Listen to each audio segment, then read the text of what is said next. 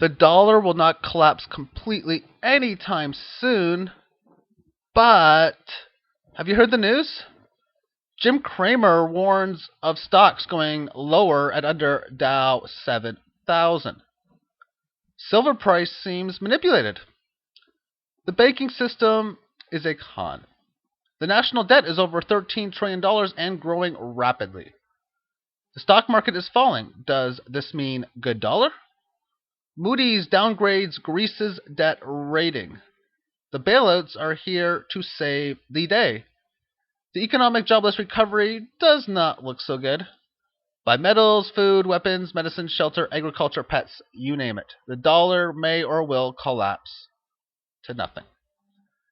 My headline is the dollar will not collapse completely with a big but. I will explain in the article what is going on with our currencies by going over each one of the headlines bit by bit, one by one. I will explain the but at the end of this article with my personal predictions. It may not completely collapse anytime soon, but it is currently on the verge of going through its collapsing cycle. It can lose a lot more value in the upcoming months and years without the dollar having its funeral. The dollar has lived a long life and now is sick and in intensive care. And you may want to be a little patient before it may rest in peace. It has been 3 years since the housing bubble and 2 years since the stock market was crashing in 2008. Some may say things are moving very slowly during this economic collapse as inflation has been tame lately.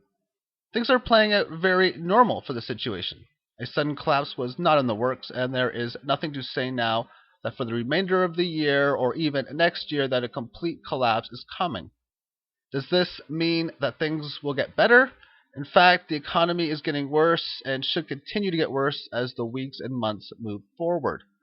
Stock market is very volatile now, but stocks do not signify the health of the economy like the media portrays it to. Oftentimes, if you take the information they give us and flip what they say to a polar opposite, then you have a good understanding of where we will be going. It was Jim Cramer, an analyst from CNBC, whom said not to sell Bear Stearns prior to their collapse. Those whom held or bought shares at this point got hammered. Cramer also said near the 2009 stock market lows to sell stocks due to the financial crises. Buy high and sell low. What do you think the majority of the average long-term public traders sold in this last half decade? The answer should be September of 2008 to last year's May. The panic was on and the stocks were near or at their lows at levels of Dow Jones 8,000 and lower, and a big wave of public selling appeared.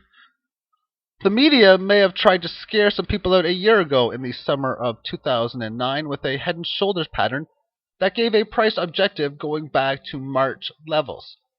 The technical pattern apparently was headline news on the mainstream media. Many sold their stocks, and afterwards a technical analyst said, that was a bear trap or a failed move, which often brings fast move. The net result was the market soaring for the rest of the summer that lasted for the rest of the year. From this point on, the media was in hype on economic recovery and the bailouts are going to work. Banks played a casino game with you and they defeated the average Joe and Diane. It was easy for them to do this because these were people whom had jobs working in occupations like nursing, plumbing, teaching, and so on. These people are not as educated on trading and thus are easily deceived. Many long-term traders whom exited out thought they had a decent gain and in fact may have had a decent loss due to inflation based on the purchasing power of their dollar. Priced in silver, the Dow Jones has lost over 80% from its highs nearly a decade ago. You needed 2,578 silver ounces for one share of the Dow in the early stages of this millennium. Today, that number has been as low as 493 troy ounces back in February of 2009 when stocks were dirt cheap and silver was over $14 per ounce up massive from its lows of under $9 just a few weeks before then. Today, with the Dow Jones in the area of 9,700 and silver holding under $18 per ounce, you would need a little over 500 ounces of silver to buy one share of the Dow Jones. In 1980, when silver managed to make nominal highs, you would have only needed less than 20 ounces of silver to buy one share of the Dow. The Dow Jones was under 1,000 at that point, and many have stated that it was manipulation that dragged silver to fire sale prices at the end of the 20th century. Silver manipulation. When the silver price went from $21.35 an ounce down to under $9, there were many investors that started to doubt the metal. And many more welcomed the discount to be able to obtain this metal at a huge discount. What many people do not consider is what processes were used to make the price fluctuate in the manner that it did. Because financial organizations like JP Morgan are able to control the prices in the direction that they did, the selling of this metal was not due to supply and demand issues. If this trade was based on supply and demand, then it would be well north of 30 per ounce, as the quantity keeps going lower in inventories. With silver production being lower than its physical demand, this means nothing to the big money COMEX traders like JP Morgan, because of their ease to short the paper silver.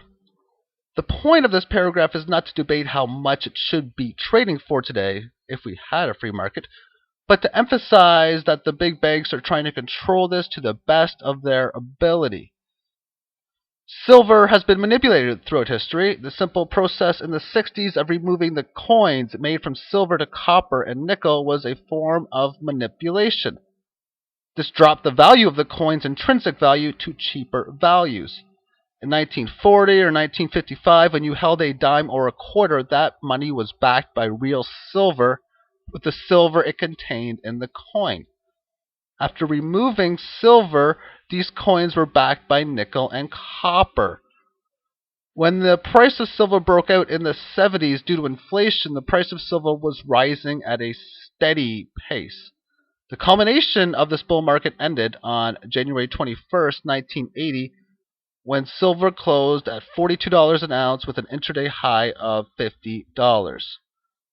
Remaining over 30 per ounce for the next couple of months, silver was set for a massive decline as the spring began with a yearly bottom of around $12 an ounce in May of that year. By September, the price went back up to 24 per ounce, and well, that was it. This was a prelude to the bear market that would follow, that would last over 2 decades up until the 911 time frame, where silver bottomed at under $4 per ounce. The entire time that silver was getting hammered, the supply kept on diminishing, and the money printing kept moving forward. This seems clear that there was a lot of manipulation involved. Historians will say that it was the Hunt brothers scam that brought it higher. After this took place, the Federal Reserve Chairman at the time, Paul Volcker, raised interest rates, and thus making the value of the dollar go higher. And that brought the metals down to lower amounts. It seems very evident that there was a major price manipulation at this time, and it was done so they could prop up their currency. Raising interest rates does not create a stronger dollar. Instead, it reduces the amount of loans from central bankers, thus increasing debt pressures. The dollar was backed by nothing 30 years ago as it is today. The only difference is that people are waking up to the banking fraud. The banking fraud. The banking system has been labeled by those who have been classified as truth seekers to be that of a fraud, crooks, scam, paper Ponzi scheme, and the list of names can go on. It's become more widely known how the banks are able to acquire money and the processes that work mainly through debt. If you buy a house and get a mortgage on that property, the consumer is going to have to work hard to earn the money to pay off the loan, and of course pay extra through interest. Meanwhile, the banking system to lend you the required funds needed to purchase the homestead is done within their fractional reserve banking system of practically creating money out of thin air. This is the reason why some give them the label of crooks. Gerald Celente, whom is the director of the Trends Research Institute, said on RT America earlier this year, "This is unprecedented. It's the greatest robbery in world history, and the banks are doing the robbing. People are not going to tolerate their practices because what has been done with the bailing out of financial institutions, the high taxes and debts that are being charged. This can signify that the great revolution all around the world is coming. The revolution has not only begun, but seems as if it can only greatly intensify in the upcoming months and years as the crisis affects more people. The views on sites like YouTube for documentaries on so many issues are skyrocketing. And when the rate of people wake up, the rate of the revolution can only increase. The dollar system is based on debt that is guaranteed, and if you're looking for one reason we are in this financial crisis, this is the biggest point I can make for the recession, which seems has already transitioned to an economic depression. Mainstream media does not give us the information that is needed. I was quite surprised that MSNBC earlier in 2010 had Dylan Ratigan do a segment called The Great Cod Job, with many great points. He explained that the banks had a guarantee from low interest rates from the Federal Reserve.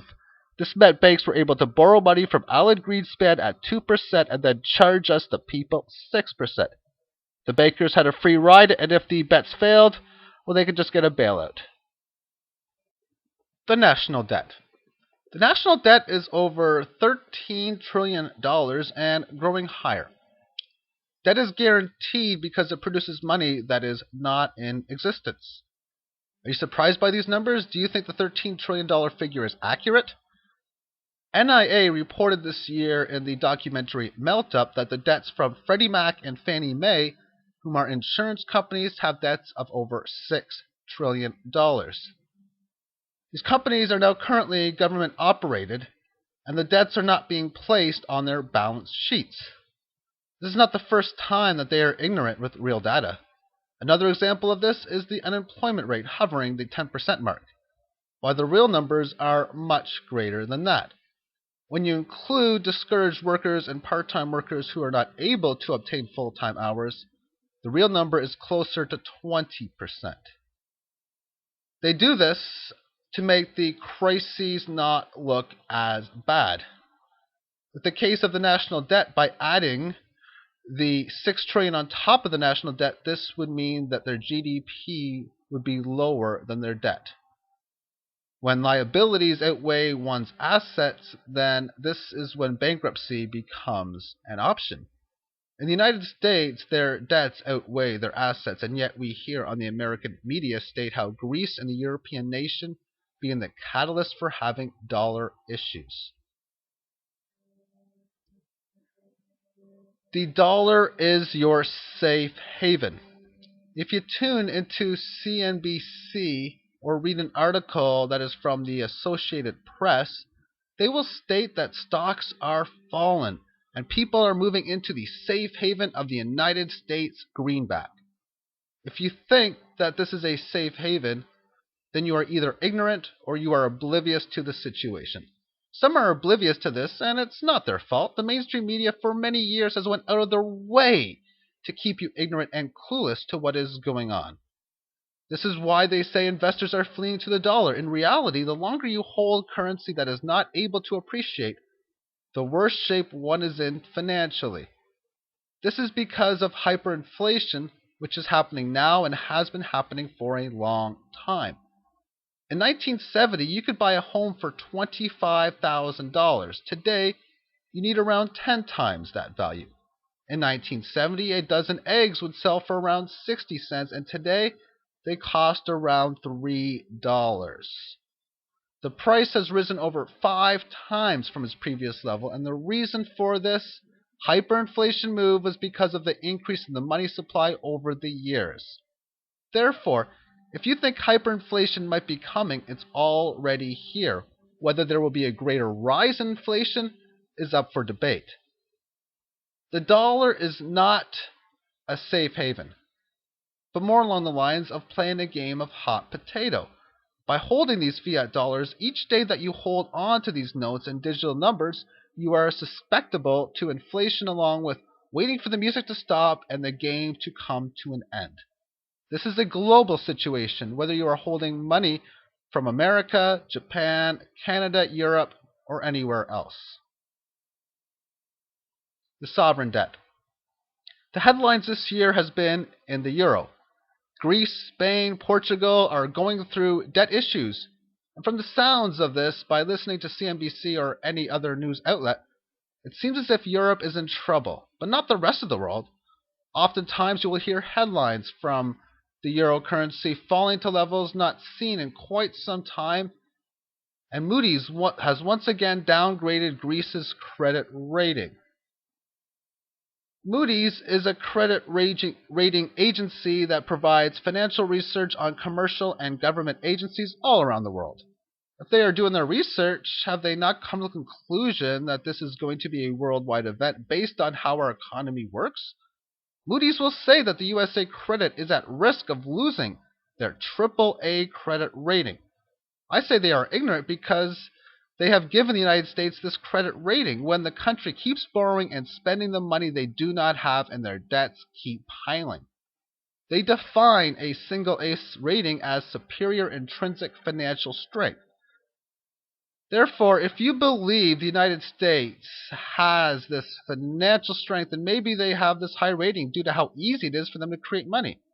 My mind gets boggled every time I hear them stating this. If everyday individuals kept increasing our bank and credit debts to intense levels, what would your credit rating be?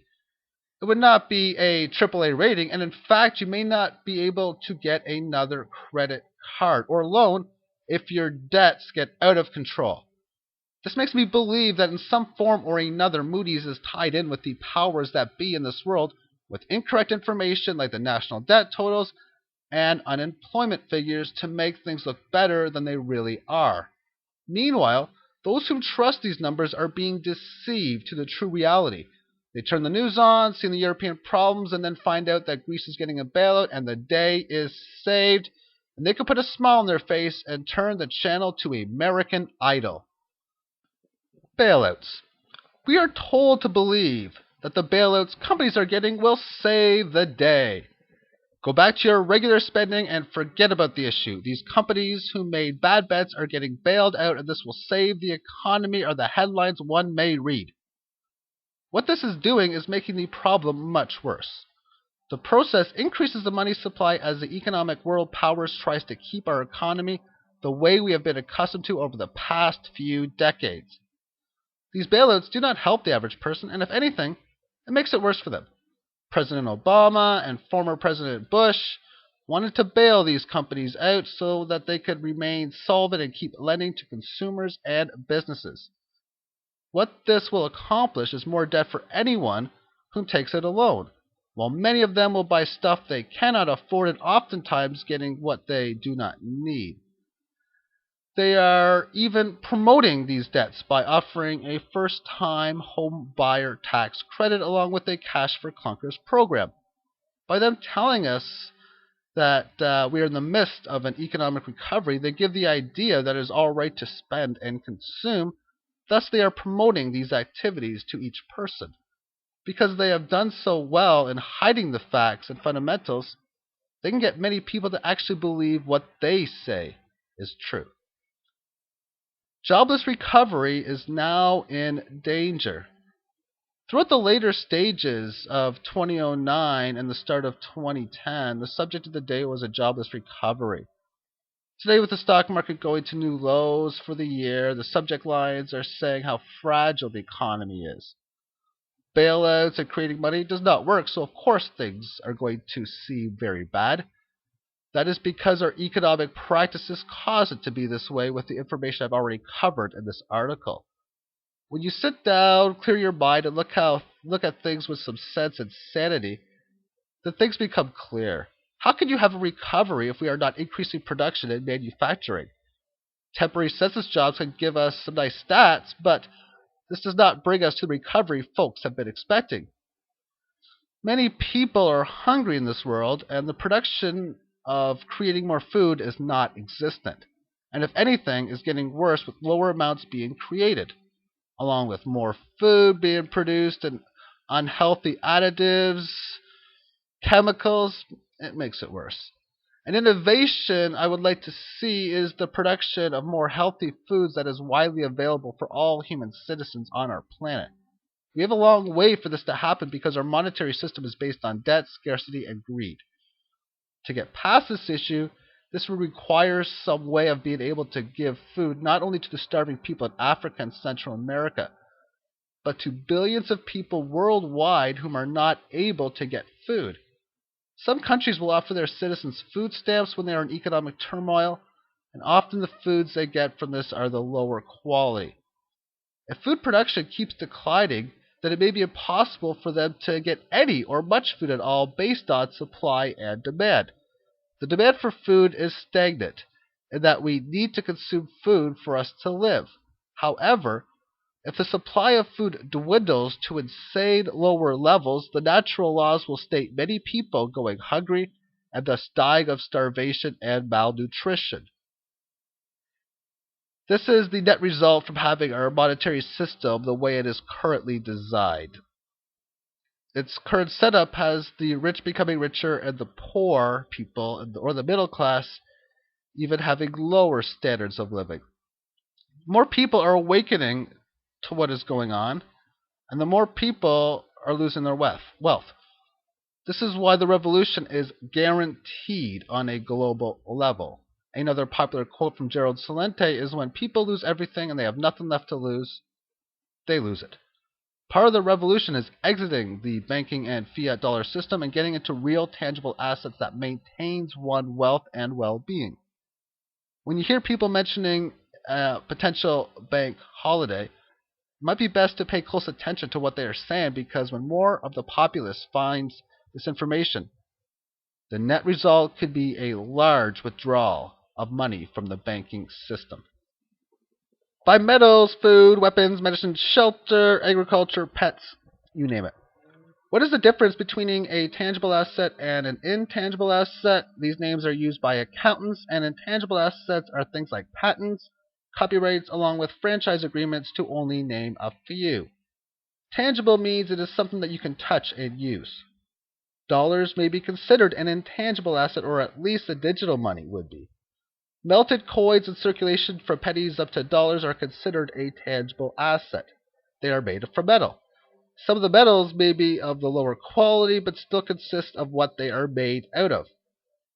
It was not that long ago when you could get silver in your dimes and quarters, and those days are long gone. Today they are made out of copper. Pennies don't have copper in there anymore, and now they are made primarily out of steel. Paper dollars are tangible in the same sense that computer paper is a tangible asset. However, the belief system that humans have that our money has value is intangible. The belief system that silver bullion has value is tangible based on its scientific properties.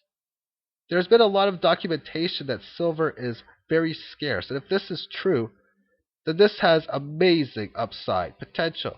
Because of silver's tangible beliefs and real uses, the only thing that could bring silver lower is a combination of two things to happen. A. Silver inventories skyrocket. B. Silver uses plummet. How likely is this to happen? Gold is another metal that people have been investing with or using as a hedge against inflation. The physical gold is tangible, and my reason for not choosing to invest in gold is its physical uses. I would rather have gold over fiat paper notes, but I would not be surprised this decade to see silver worth the same per ounce, and possibly worth more solely on its inventories and physical production demand. The paper metal market is fragile and risky. If you are buying silver and gold, the advantage you have is carrying a physical, tangible asset that has storage upside. This means you do not need that large of storage based on the value that it holds. These are great investments that can be brought down to certain generations within your family because of its durability. The COMEX markets and ETFs like GLD, SLV contain a lot of conspiracy. This is because they are said to not have all their money in the vaults.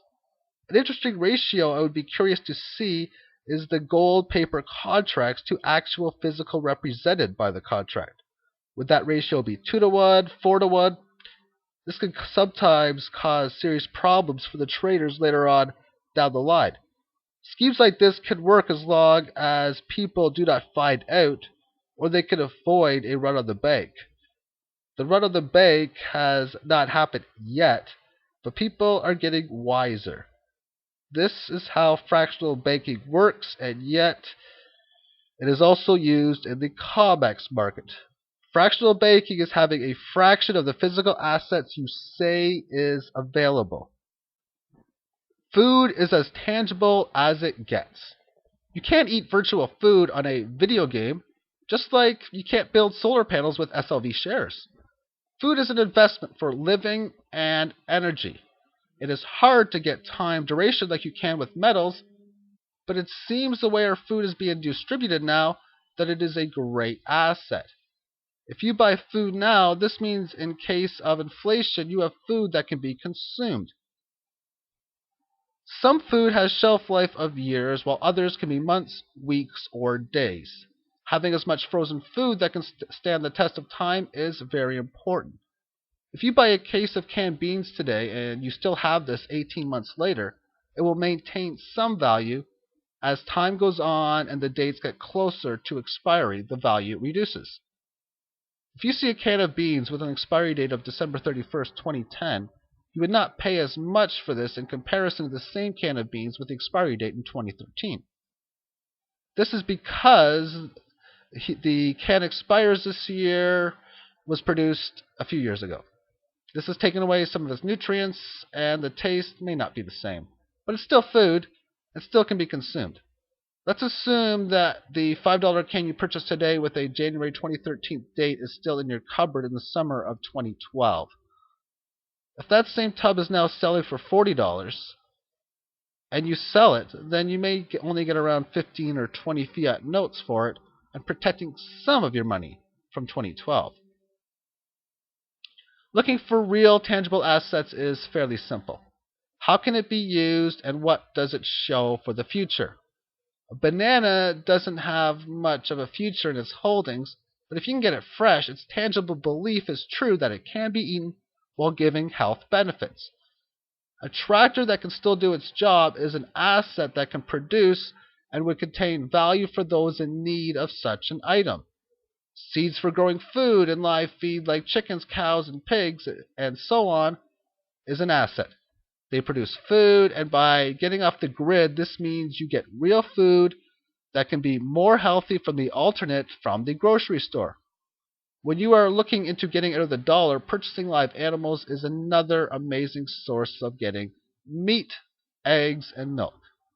Another item I said was pets, because if you have a dog, then they can serve and protect animals like chickens. Coyotes and wolves would love to come across a chicken coop, and dogs can stop those intruders. Protect yourself. Guns and ammo. In addition to companionship you can get from a dog, they also serve and protect.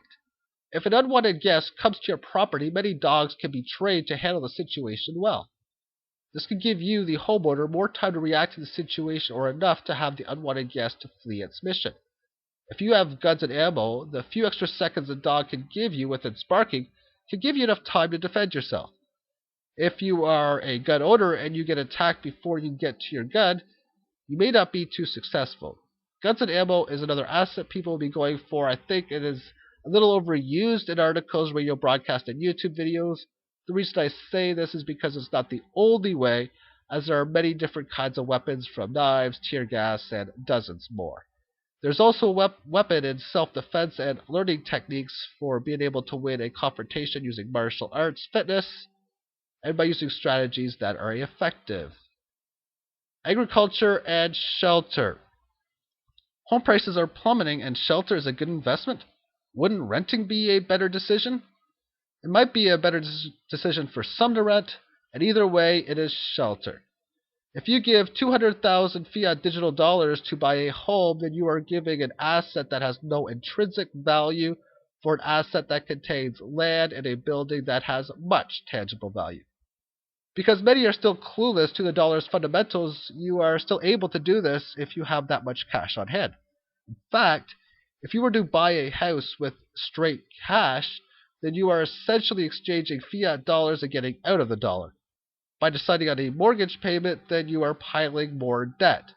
If you're able to get the property that has sufficient land, then you can be able to create your own agriculture.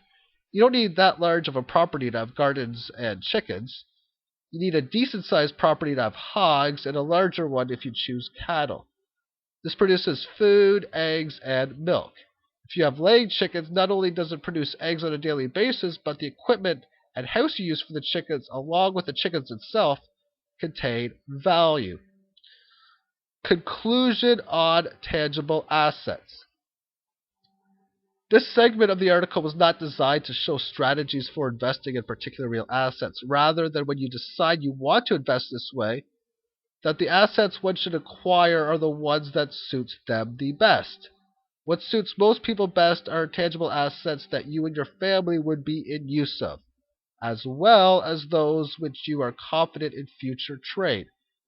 Stocking up on snow shovels in the state of Arizona may not be that smart of an idea, whereas in Boston you have an asset that can be traded whenever someone is in demand based on the piling snow. Anything in this world is only worth what you are able to sell or buy it for. If you are not able to get anything, then it's worth nothing for that given moment.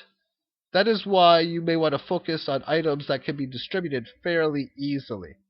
This type of strategy would work well with not only an inflationary period, but also a commercial real estate collapse. A commercial real estate collapse has been predicted by many, and when we see the state of the economy it is currently in, if many stores go under, you would be grateful you managed to purchase the items that you did. Dollar collapsing to nothing. What would it mean if the dollar completely collapsed? If we encountered a period of inflation that is so brutal that a dozen eggs cost greater than $20 or $30. We would not have a complete collapse of the currency. Instead, it would be the supply and demand of the dollar has been greatly affected. Any product increases its supply and demand for the item is lower, the net result usually is significantly lower prices. If the apple population significantly increased while less people wanted to eat apples for whatever reason, the price would have to go lower. This means the apples that used to be $5 a bag are now possibly $2 a bag. Using the dollar with the same supply-demand structure, we know the supply of fiat dollars keeps rising with the increase of money production. If people wake up and say, I don't want dollars, instead I want gold or silver or some asset that I can use at this time, this would mean the demand for these notes are going lower. Normally, when you buy products, you exchange dollars for goods. Let's use the opposite analogy and assume you are trading goods for dollars. Today, you may be able to get $20 for the exchange of 6 dozen fresh eggs. That same $20 fiat note will be able to purchase a lot less eggs if the supply of dollars goes higher with the declining demand. You may say, I used to be able to get this note for 6 dozen eggs, and now I can do it for only a single dozen. What a deal. When people consciously take action to refuse money, then this will be the net result, and the action of the people saying, screw you, dollar, is needed for the dollar to collapse to nothing. It has been in the belief system that has kept the dollar stable and active, and the death of this belief system by more people will kill the greenback. Therefore, a complete collapse of the dollar is when the belief system is gone and the paper currency is worth what it is printed on, along with its souvenir value in the collectibles market.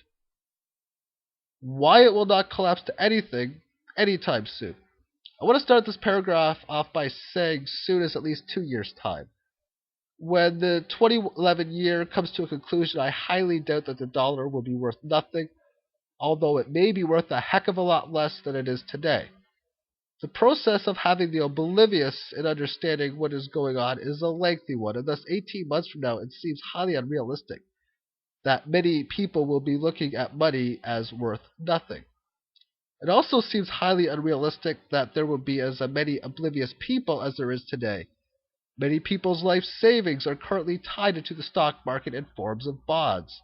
If the dollar completely collapses, this means your stock portfolio would be completely wiped to nothing, even if the Dow Jones were to go up 1,000,000%.